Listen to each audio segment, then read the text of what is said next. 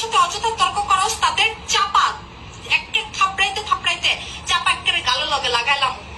স্বামীর সাথে তর্ক করস কেন? আমি চাই প্রত্যেকটা নারীর সংসার টিকুক। প্রত্যেকটা নারী যদি সংসার টিকাইতে চায় অবশ্যই আপনাদের তর্ক করতে হবে। স্বামীর সাথে তর্ক করা ছাড়তে হবে। আপনি যত যুক্তিসঙ্গত কথা বলেন না কেন, স্বামীর সাথে তর্ক করা যাবে না, স্বামীর সাথে ঘ্যান ঘ্যান প্যান প্যান করা যাবে না। স্বামীর সাথে যদি ঘ্যান ঘ্যান প্যান প্যান করেন, স্বামীর সাথে যদি তর্ক করেন, আপনি আপনার সংসার নষ্ট করতেছেন। হ্যাঁ নারী, আপনি মনে রাখেন আপনি আপনার সংসার নষ্ট করতেছেন। আর আপনার সংসার নষ্ট হোক সেটা আমি চাই না।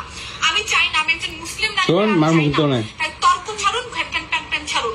না হলে প্রত্যেকটা স্বামীকেই বলে দিব, বউ তর্ক করবে, ঘ্যান ঘ্যান প্যান প্যান করবে, চটকাইতে চটকাইতে চাপা একদম গালের সাথে লাগাই ফেলবে, থাপড়াইতে থাপড়াইতে একদম কথা শুনছস? কি কইছ শুনছস? আল্লাহ, আমার সাফা আমার কি কইছে শুনছো? কুলো তো তুই কি শুনছো? মন থাকবো? শুনছি। মন থাকবো?